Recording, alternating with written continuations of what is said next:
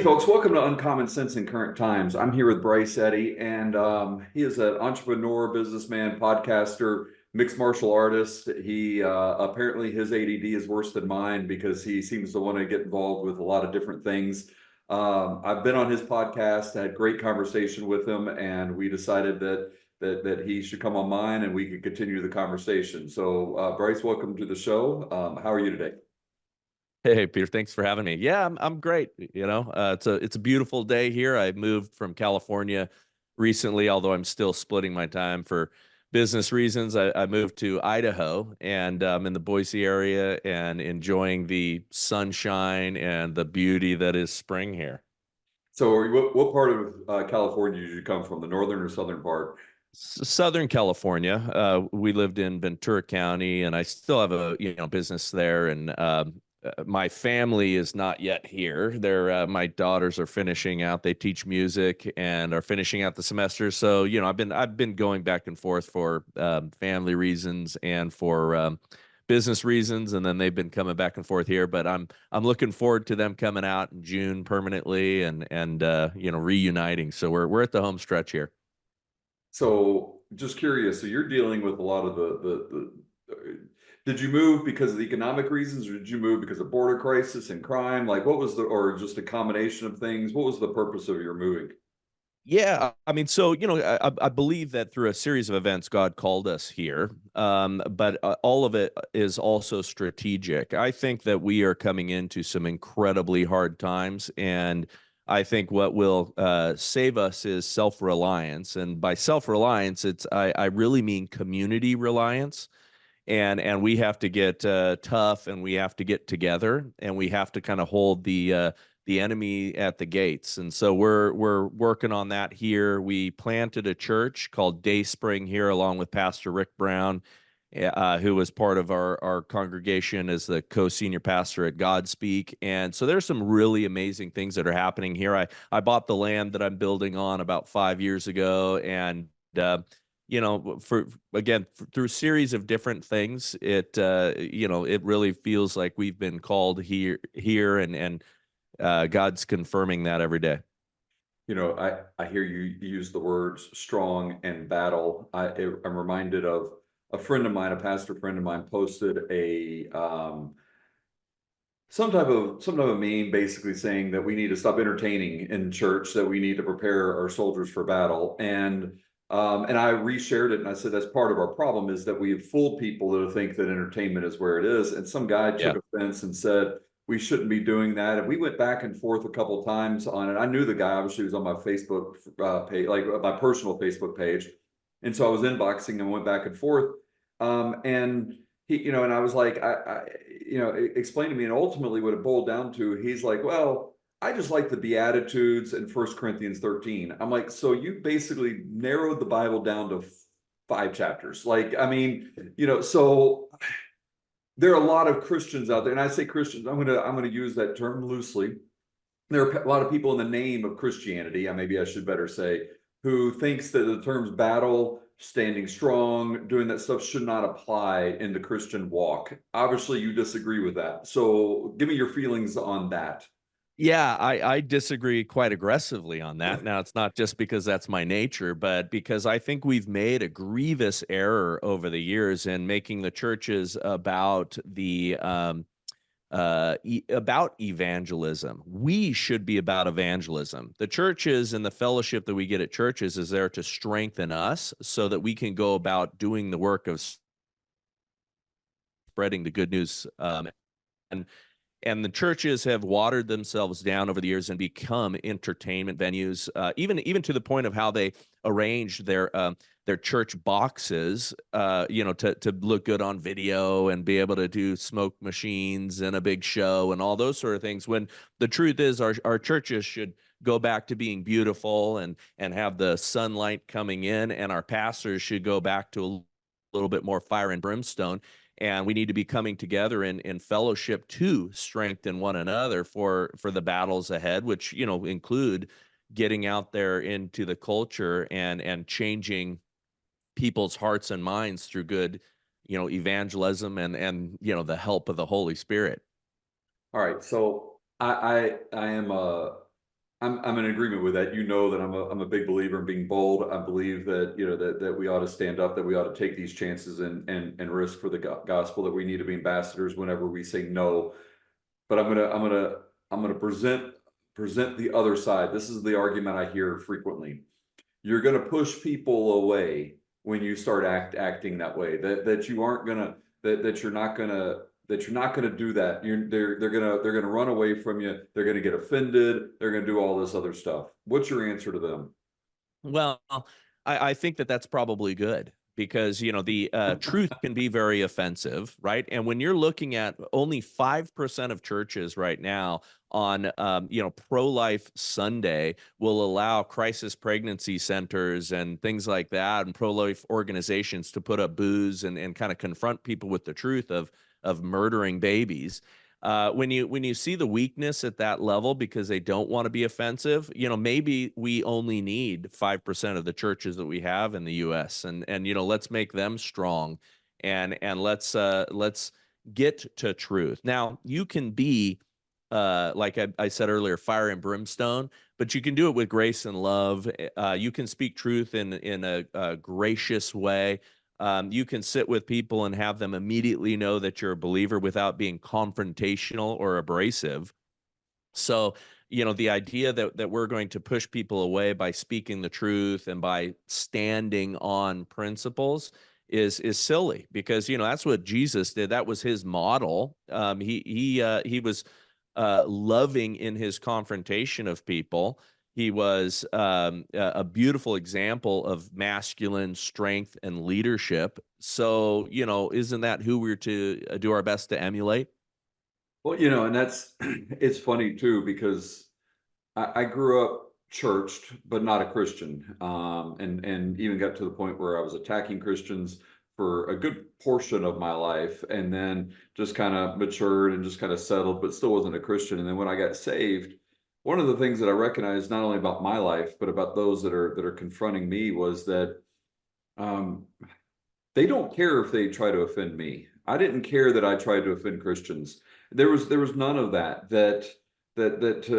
And you know, Jesus says, you know, basically the gospel's offensive. He's offensive just by the nature of being him.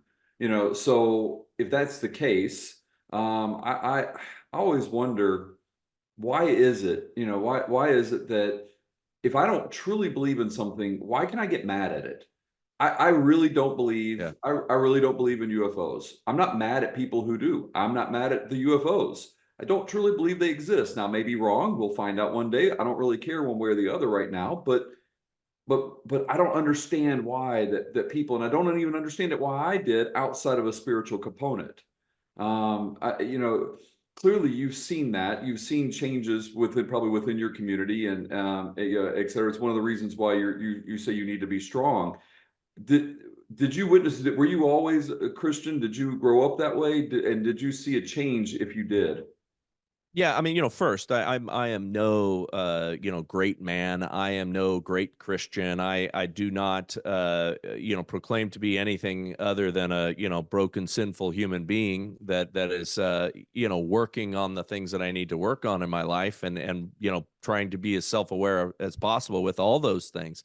But I grew up, and part of that, I mean, I had this conversation yesterday with a new friend here locally, very successful guy, and we both grew up as preachers' kids. And there's a whole you know, cloak or mantle that you can put on, saying all the right things, and people won't question you, and they just assume you're living as you should, and you know, because you understand the language and all of that, and that's dangerous. And to go back to what you said a moment ago, though, too many Christians believe that nice is a virtue, and it is not. Kindness is, but kindness is a choice that comes from a position of strength. You know, nice guys really do finish last, and so do nice Christians and nice churches.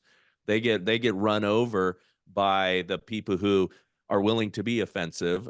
They'd get run over by our culture. The You know, they are it's as if they've got no skin, no immune system, because they are nice. They end up you know, falling and sliding into whatever cultural norm of the day, and we're seeing that all over the place. We're seeing a real breakdown.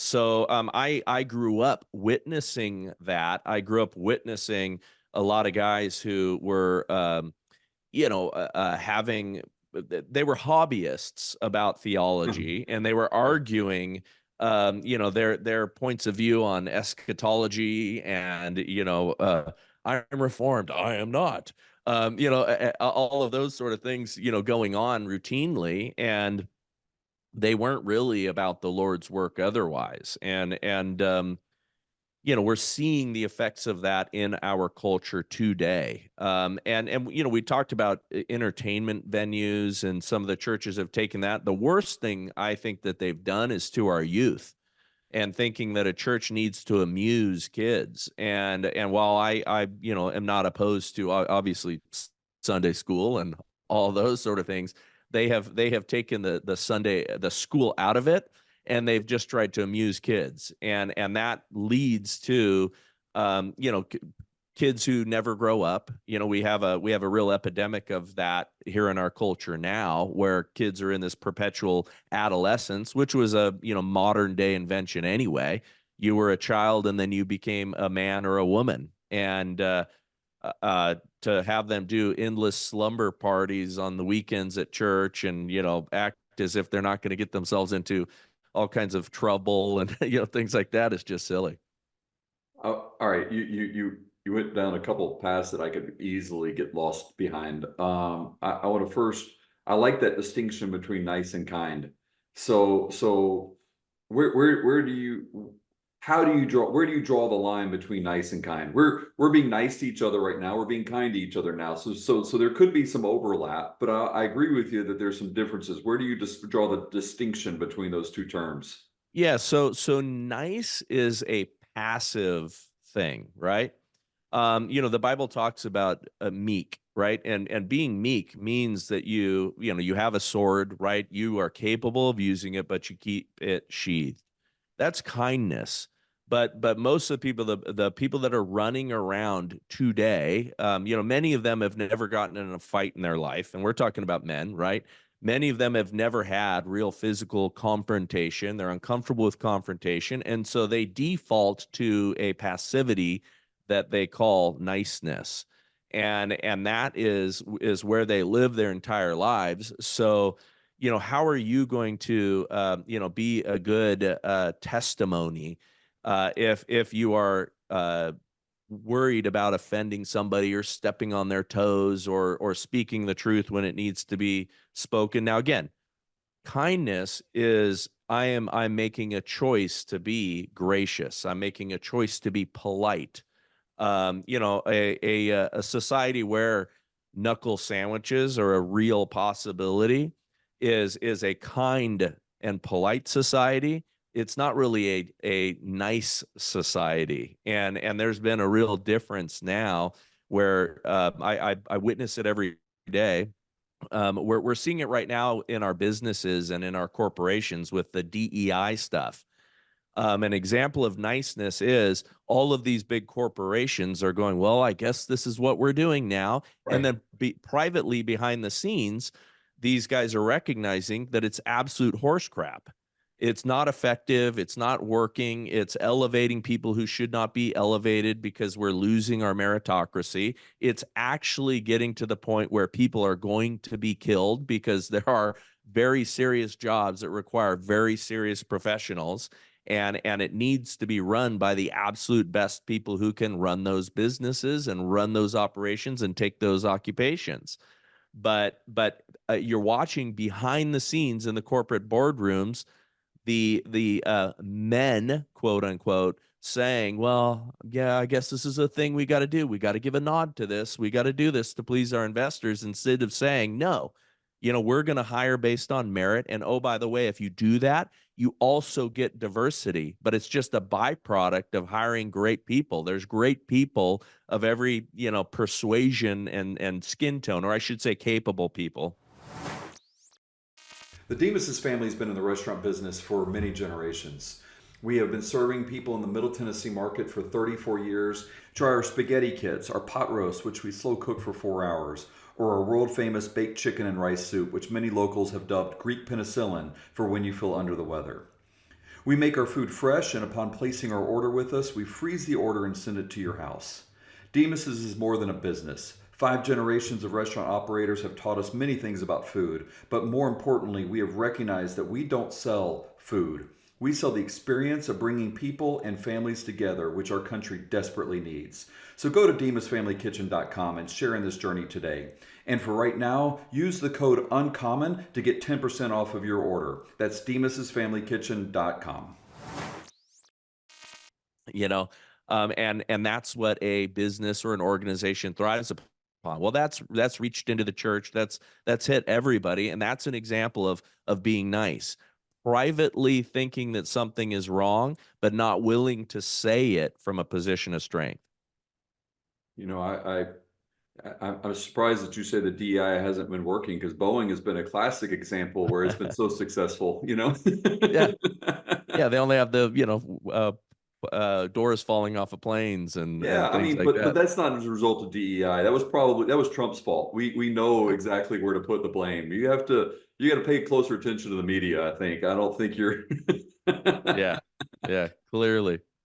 All right. Now I'm going to go to the other direction that you try to lead me, which is the preacher kid type thing, because I dated a preacher's kid who was crazy. Literal, probably certifiable type crazy. But I remember reading in a book called People of the Lie, and it's Yeah. by M. Scott Peck. Yep.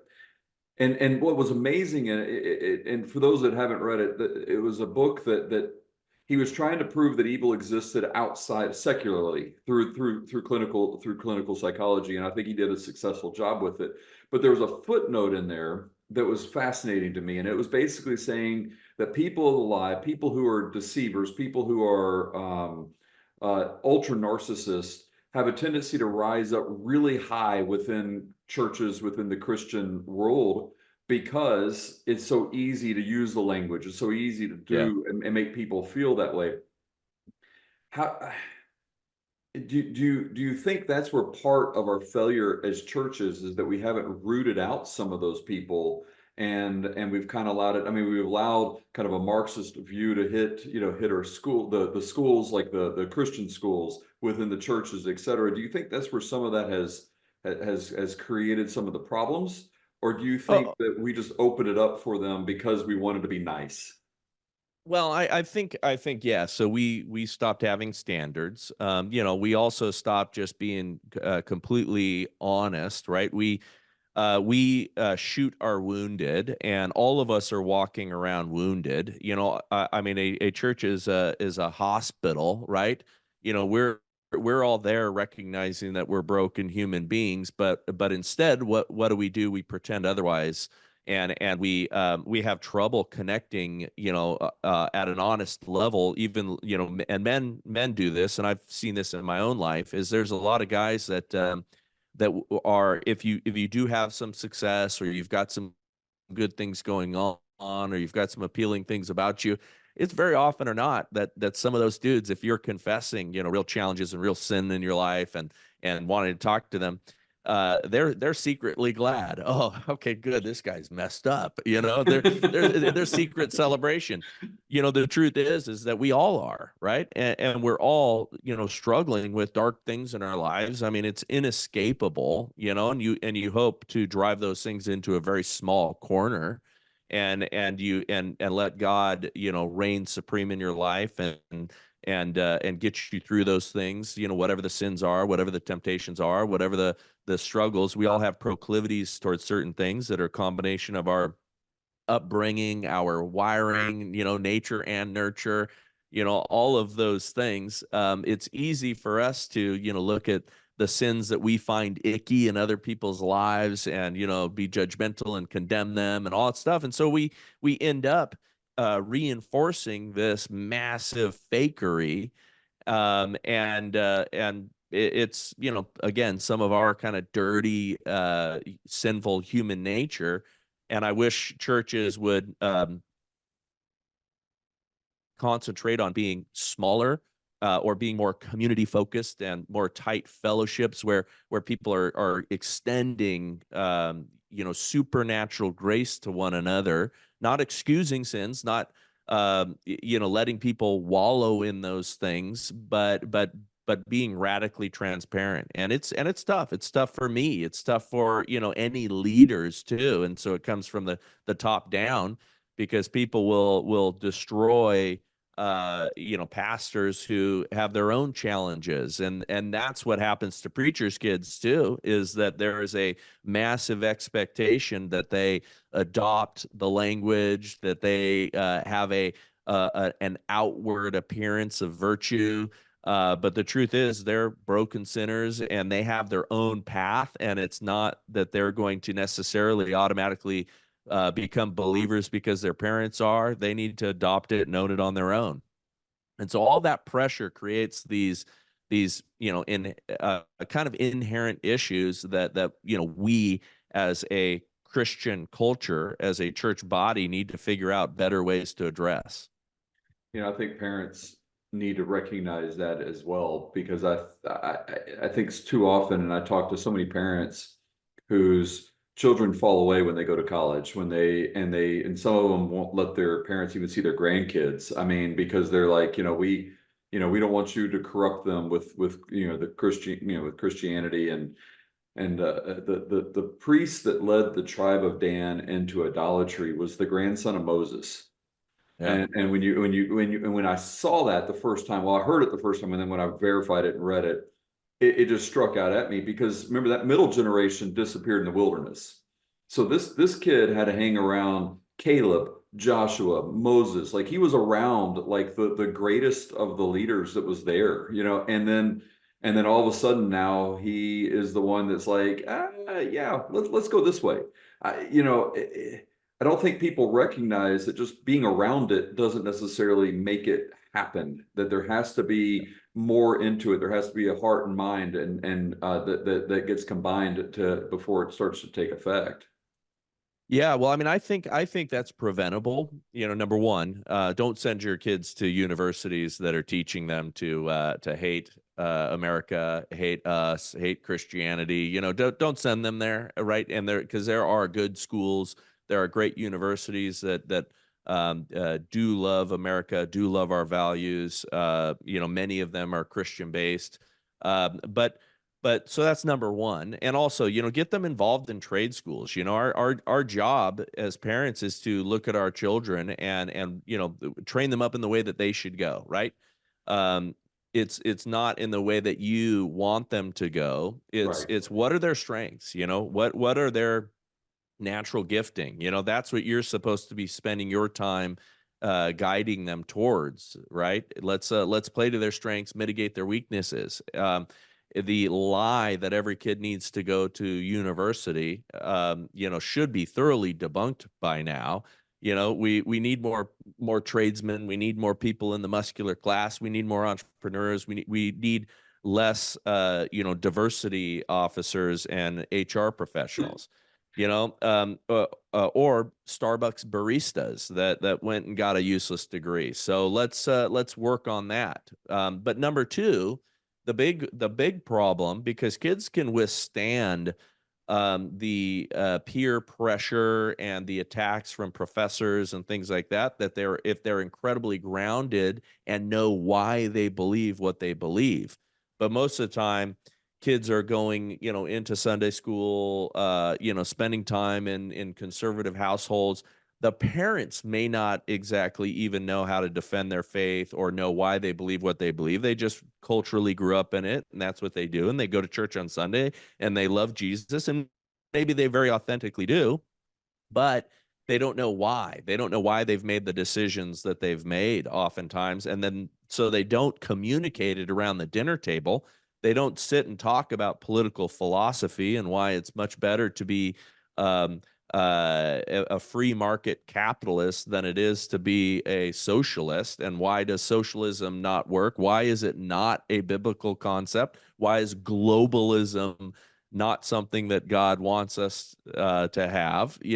I mean, why we should know those things. We should understand what's going on with the environment, and that all these climate change people have figured out a grift to get themselves wealthy while they fly around on their private jets shaming us. All of those sort of things need to be discussed They need to be puzzled through.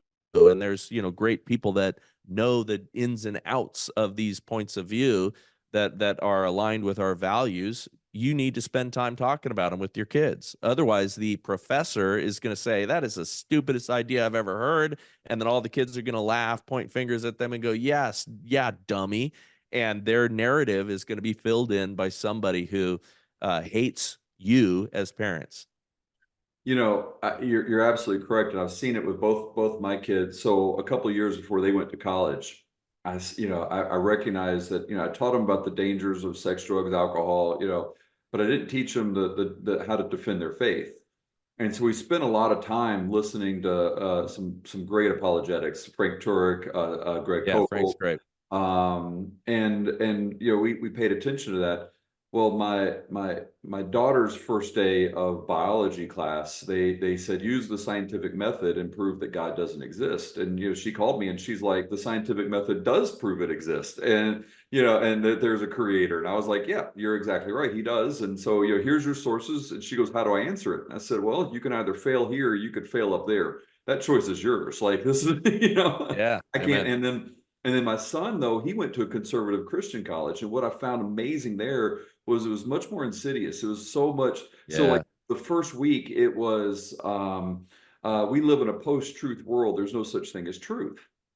Well, when you interject that right from the very beginning, all the other stuff can start to pile up on it. Unfortunately, again, he recognized it for what it was. He was able to reject it, and the stuff that got added to it didn't happen. So now you're also now getting involved in something called City Gates, and with that you're trying to bring together in a kind of a smaller community. So you're kind of doing almost what you're suggesting with a family. I think based off of what you said with it, that you're trying to do that on a smaller community level, not bigger than family, but not obviously national, not something of that nature. Tell me about City Gates, and am I describing that correctly, like on what the goal is? yeah. So, I do think that times are going to be a lot tougher than they are now. I think that's coming. I think there's a great potential for collapse. I think there's a great potential for real serious persecution and prosecution of Christians. Um, but at the very least, even if we're gonna, the pendulum's gonna swing, as people like to hopefully claim. Let's say that this, we aren't facing the end of the republic or the disintegration of all the prosperity we have known. It's still, the battle is won at the local level, right? It's not really won at the federal level. You can get a great president in who loves Jesus, loves our values. And is a wise leader. And the truth is that the local level, the state level, you saw it. Gavin Newsom defied, and many states defy over and over again, federal mandates, dictates, laws. That's what the sanctuary cities things are all about. All those sort of things happen at the local level. And our model being a republic, that Jethro talking to Moses, hey, this is what we need. You need to be close to the problem. We need a decentralized model. But you need to form a strong community. And everybody can take what we're doing here as a model, and we're just launching it now, but it's being called City Gates. And the idea is that that's where the leaders in the Bible, in Right. these cities, came together. They decided, council of elders, was made up of the powerful, important people in the city, the people who had influence and resources, and the clergy. And so everybody gets together and decides what are the problems that we need to tackle in our community. What do we need to do? How can we pool our energies and focus it in good direction? And we did some of these things with an organization that we started in California, and we're evolving and working on that model, and we learned a lot in it. But I'm working to bring pastors together here locally, who otherwise may not connect, and maybe they're rivals and competitors to a certain extent. But getting as many of those guys together, getting politicians that do share our values and share our faith, business owners and leaders, and coming together, and let's tackle something important, right? What are the things that we can agree on? What are the things that we can, work towards? How can we expand and protect our liberty? How can we keep intrusive, evil governors out? People who are doing evil at the federal or the state or even the local levels. How can we block them? How can we stymie the NGOs? Like, here in Idaho, there's been 3 or 4 non-government organizations that come in to do the bidding of guys like Soros, and other real nefarious actors who are involved in the World Economic Forum and who have a vision of globalism, which, by the way, is completely unbiblical. And that's how you get led into slavery, is the idea that we need a one world government. So how do we do that? How do we oppose it? And so we're embarking upon that project now, and we're getting the stakeholders in our community on that same page. And we're going to be announcing a couple of things that we're going to be doing here soon for this election cycle, and also pooling resources. Like, how do we get, if food becomes an issue, how do we pool resources so that we can feed the people that are having a rough time, and how can we take care of our community? You know, that's fascinating to me. When I became a Christian, I was on fire. Like it was a radical light switch moment change for me. I wasn't, slowly kind of increased and then eventually just gave over. I mean, it was over a short period of time. It was a very radical change. I was shocked when I would talk with other churches, and I would talk with other pastors and chaplains, and the amount of hostility among the churches, the problems with the gatekeepers of the pastors, which again, they definitely need to have. I mean, there's a Yeah, of lot of course. there's a lot of crazy people out there and a lot of con artists out there. They have to have those gatekeepers to protect them as well. But you, but I was so surprised on it, because I was like, we all serve the same God. I don't understand.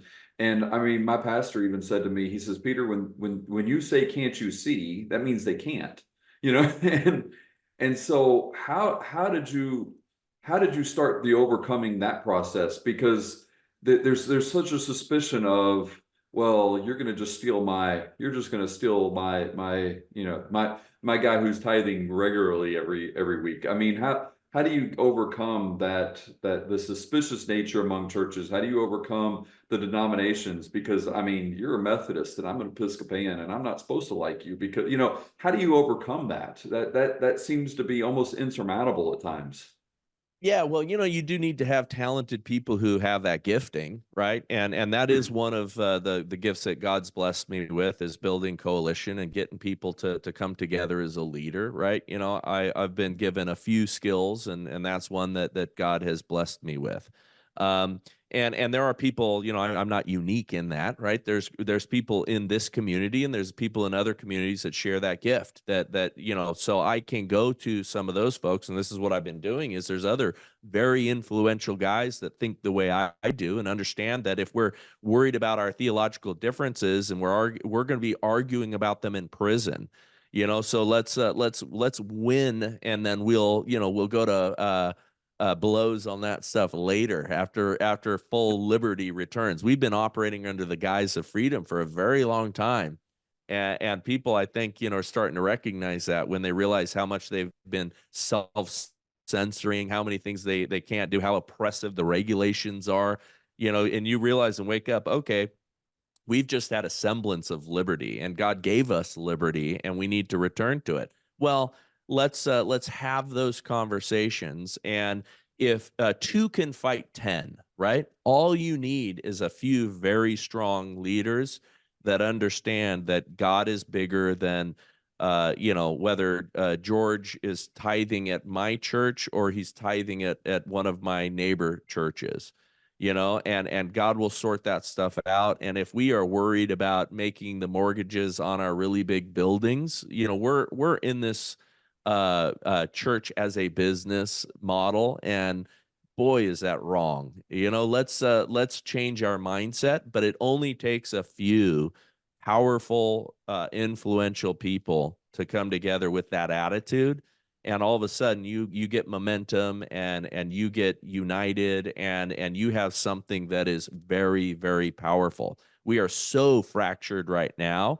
That's why, by the way, the left, and they're not, they're not without problems, but the left, I believe, because they have they're animated by Satan, and they're animated by entropy and natural. It's much easier to go and break things than Right. it is to build things, and so they have a little bit of an easier time, and we've been all quiet and we've been passive and we've been busy building our businesses while they've done their long march through the institutions. And so we have a generational problem that requires a generational solution. And so we have to witness to people. We have to be fruitful and multiply and have lots of great kids, and we have to strengthen our communities in the meantime so that we don't get overrun. So, all right, so you just moved to Idaho. You obviously have to fit into the community. Are you in Boise proper?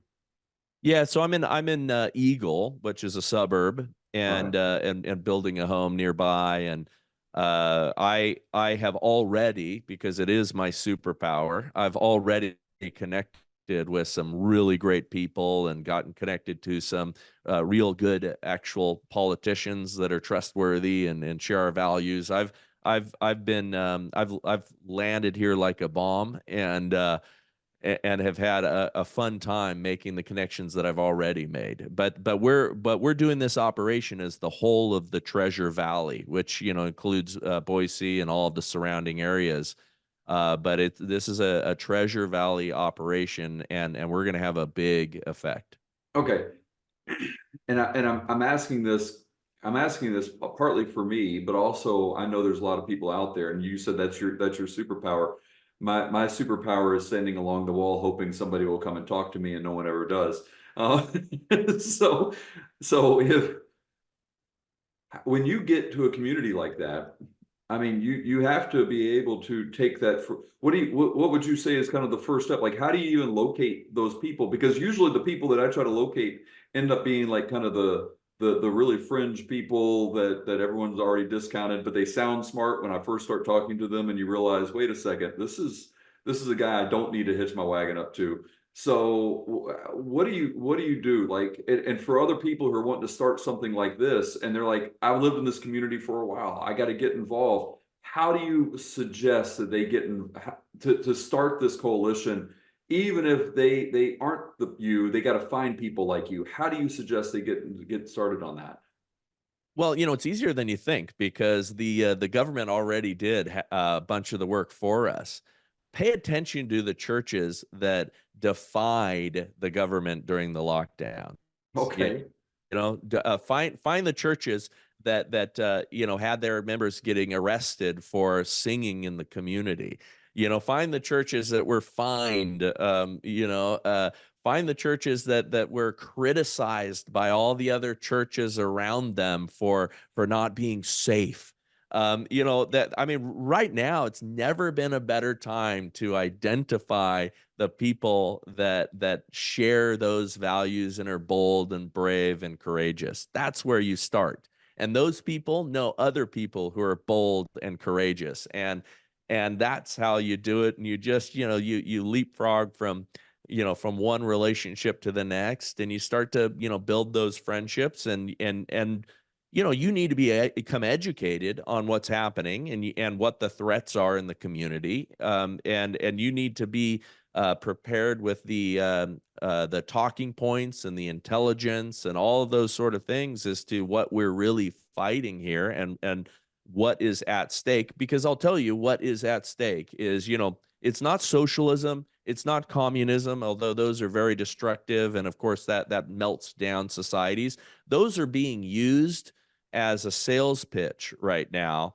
amongst the young, useful idiots in colleges and things like that. They're selling them the idea that we're all going to share and have great equity. Um, And the truth is what their real vision is global feudalism 2.0. That's what we're staring down the barrel of. And they want all of us to be serfs. They want to put us on drugs and virtual reality and have AI running things. That is the future that we are battling against. So, I'll tell you, I live in the Southeast. One of the things that you can, the differences, like when I speak in the Southeast versus when I speak up north, is like in the Southeast, you say, where do you go to church? In the North, you say, do you go to church? Yeah. It's culturally, to go here, in my opinion, it's harder to distinguish lukewarm Christians, name only Christians, and true Bible believing, Christians. It's much harder here because everybody, even if you're not one you think you are, Yeah. as I did when I was attacking churches and attacking stuff, I thought I was a Christian, even though I was going against God's people. So in looking at kind of who defied, who did that stuff, then you have the fear factor of people to say, and to say, well, I don't want to associate with them because all I've heard about that person is they're crazy. And so if I associate with them, then I'm going to be seen as crazy. And then there's that battle of people that want to do the right thing, but don't want to step out of their comfort zone, that don't want to do that. I mean, there's that fear that takes hold of us, social fear that takes hold of us. Do you find, you clearly don't have that problem? I don't really have that problem on that, but do you find that to be the case with a lot of people who are like wanting it, but just can't quite go over that hump? Do you find that in obstacle in your path?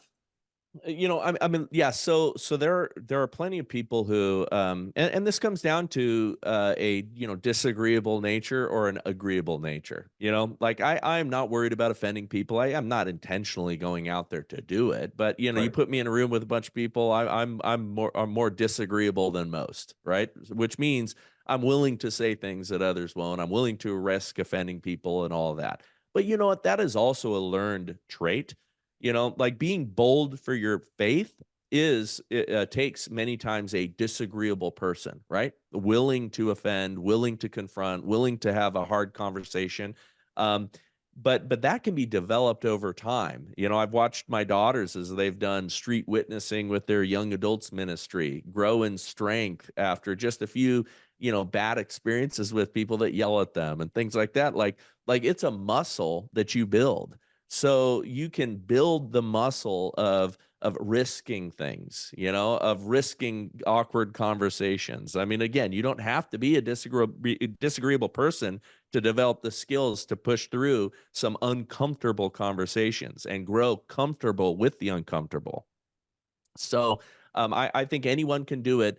But again, we have a cheat sheet right now. You can go to the resources that TPUSA Faith has, which is Charlie Kirk's organization, and Rob McCoy and Charlie, co-chairs of that organization, got a coalition of pastors from all over the country that either bravely stood up during that time or regretted that they didn't and now recognize that they need to be part of politics. Politics, which is a dirty word to most churches, is just simply defined as how we organize ourselves. And churches very much have a right and responsibility and should organize culture and should be a part of that conversation. In Acts 5, we see that when Peter and the other disciples were ordered to stop talking about Jesus, they responded, "We obey God and not man." In 2020, we saw something we never thought we could see in this country. They shut down our churches. After decades of removing God from schools and public institutions, they went straight at our community. Unfortunately, we as Christians did not know what to do, and even worse, we chose to listen to false prophets masquerading as Christians on how to respond. I recognize this is the only beginning, and we need to know how to respond. We have a duty to say no to unjust laws, but as Christians, we have a greater duty to God. In my book, On the Duty of Christian Civil Disobedience, I use biblical teachings to help believers know when and how to stand up to those in charge when they ask us to commit evil. You can go to peterdemas.org to find out about our duty to say no. And when you type in the code UNCOMMON, you can get 10% off your order. That's uncommon at peterdemas.org. Remember, we are to obey God and not man. Absolutely. I'm surprised always when I find that churches don't want to be involved, considering that most of the history of American churches was that. Yeah. I mean, Martin Luther King. I mean, you know, he changed the political system. Everyone likes to point to him as a great leader, as a great Christian, and yet at the same time, they don't recognize that he was a Christian that got involved in politics. And even when he wrote his famous letters in the Birmingham City Jail, that was to other preachers who told him Yeah. he's not supposed to do it. So I think there's always going to be that conflict. But again, we've always been involved. The Christians have always been amazing influence. I think there's also a shock and that we don't anymore. I think we haven't overcome that idea that we're not normal anymore. That do you see that? And again, you're in a different culture than I'm in. You know, what some of the stuff that I say and do, you know, it's kind of accepted here in Tennessee, but wouldn't necessarily be in Southern California or possibly Idaho. Do you find that case there, or because it's kind of moved further away, do you think they're becoming a little bit more battle hardened over there? You know, I mean, I think that there are a lot of people that are becoming more battle hardened in general, right? Again, the gift that we had during the lockdowns exposed so much, including, you know, that's the reason that you have parents running around at these school board meetings, right? Because they witnessed during the lockdowns Zoom school, and they started hearing what the teachers were teaching, you know, and that all of a sudden, you know, was exposing everything. And that praise God for it. Okay. So there are people, I mean, little old ladies that are now getting involved. And yes, you know, you've mentioned it several times, the crazies, right? There Yeah. are crazy people that have always been involved in politics. There's also been people who have been incredibly ineffective. Most of them are in the you know, local GOP chapters, right? They're just perpetual losers. You know, and so, you know, you're going to have to sift through those people, but there are incredibly successful people who have woken up, who have great skills, and are willing to dedicate time that they never were in the past, because they see what is happening. I mean, again, if it is as dire as I believe, and I do believe things are more dire than just, oh well, okay, maybe we'll lose this political cycle, and oh, but we'll be back in 4 years, and we'll get they are working, and Barack Obama did this. I mean, he said that he wanted to fundamentally transform America, and he did to a certain extent. I mean, he divided us like we'd never been before. So much of that stuff they doubled down on. Well, they want to transform anything that is in their way, including the Supreme Court. We're all excited that we got you know, Roe v. Wade overturned with the Dobbs decision. Well, they are talking every day behind the scenes, and sometimes quite openly, about stacking the court and changing the complexion of the Supreme Court, so that they can ensconce abortion permanently within our Constitution. You know, they're talking about fundamentally transforming our branches of government, including continuing to grow the bureaucracy, which is really our fourth branch of government. And so many things have been confirmed that were kind of hidden secrets for many years, that the intelligence agencies did, and they're a real threat. So we may not have elections that function anymore as if they function right now. I mean, they hardly do.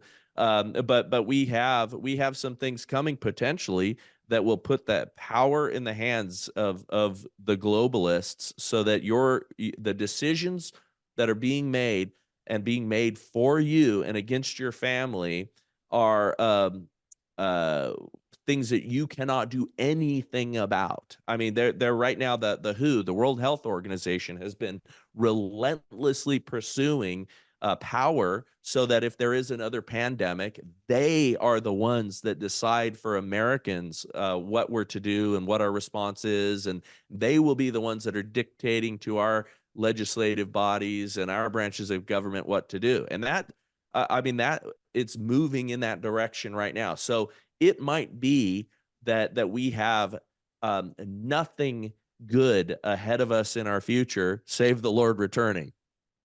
I don't think a lot of people realize, with the WHO doing that, because there is this idea of disease X, but there is a treaty that is presented in front of Congress that's supposed to be voted on in May to deal with this, and part of it is combined with the World Economic Forum, Klaus Schwab, all that. Yep. Of this digital IDs, and when you go to the website saying, look at the digital IDs, they're talking about it like it's amazing. Like, you'll be able to use your digital ID to travel. And it's like, in other words, you'll be able to use your digital ID to not travel. Like, but the way they're presenting it is like fearful to me. But the way they presented it, it's like someone selling me like, man, I'm going to be able to beat you every day. Isn't that awesome? And you're just like, yeah. And I mean, there's that, that's the way I read it from there. But it's just, I never hear anybody talk about it. Like, it's just a random few people that kind of even know this is coming up, and and I watch what's happening, and man, that's frightening. And even if it doesn't pass this time, it's on the agenda to get down the road. Yeah. I mean, central bank digital currency is one of the things that really terrify me. I mean, yes, I find it scary. I shouldn't use the word terrify, because I do believe in the very powerful God that we serve. But you realize what they can do if they turn all of our money into these digital tokens and all that stuff. And they that's part of the reason why I think they're okay with a collapse and running up our debt, because that's also how they figure out how to erase it, right? And then they're going to trade you your dollars for these digital tokens, and then all of a sudden, every transaction right now that you do, a credit card or things like that, there's a code attached to every single thing you buy. Okay. That's why they don't want paper currency. They don't want anything anonymous. They want to know everything that you're doing in your life, and they already, the banks are debanking people who share our values. I mean, that associated with Bank of America shut us down, and it was just a letter, and prior to payroll. And there was nothing wrong that we were doing, no reason, but we just did not share their values, and they came up with some stupid statement on it. And imagine, though, that they can just turn off, and I use the example of steak, for sake of the environment. They do not want you to be eating red meat, and that's continue growing pressure. They do not want you to consume certain things. Well, they can turn it off specifically for those things. So, you had your 2 steak allotment this month. You can't buy any more red meat.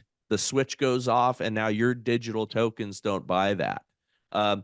Okay, hey, we don't want you to go outside of your city. You've done that a few too many times. You've driven too far. And now all of a sudden, you cannot buy fuel, or you cannot buy a train ticket or a plane ticket. That is what they are describing. So this isn't me, making it up. This is what they're talking about. Now, they talk about it in 15-minute city language. They talk about it in these, like, for our safety and in order to keep the environment healthy, in order to protect and save us from coming climate catastrophes, we need to do these things. We need everyone to buy in. And Right. and meanwhile, all it really is it's just slavery. Yes, absolutely. All right. So people want to know about your podcast. How do they find your podcast? How do they find out about this? Because you cover a whole lot of like awesome stuff on there. So how do they find out about you? Where do they go? Yeah, so it's the Bryce Eddy Show, and we're anywhere and everywhere that you can get podcasts. We're on all the platforms, and we're on Rumble if you want to see our beautiful video. And so we can be got there. I do 4 episodes a week. I'm interviewing people that I find interesting, and we're talking about these things, and we're talking about other things, and I interview people off the beaten path, and people who are authors and pastors, and And I debated my friend AJ Hurley the other day, who's one of my closest friends and a head of activism for the White Rose Resistance, which is Seth Gruber's organization. We talked about, should we be voting for Trump in this election? And he has a different opinion than I do, and I think that if we don't vote for Trump, we're going to have more dead babies.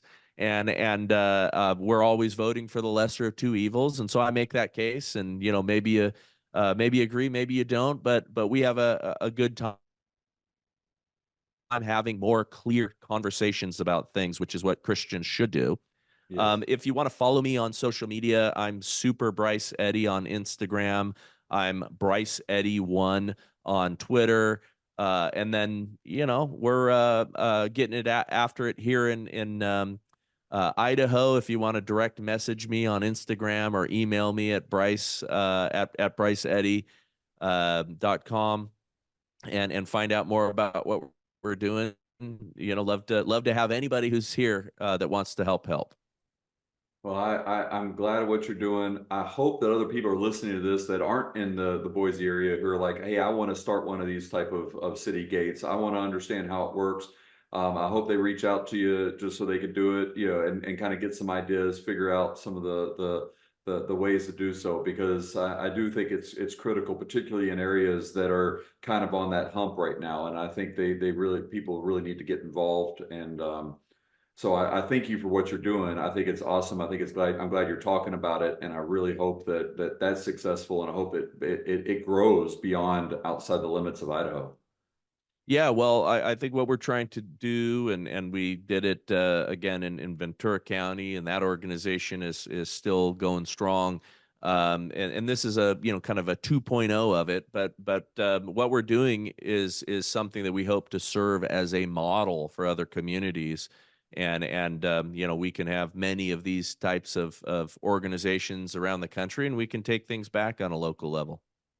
Good. Well, thank you again for coming on the show. I appreciate it. I hope people tune into you.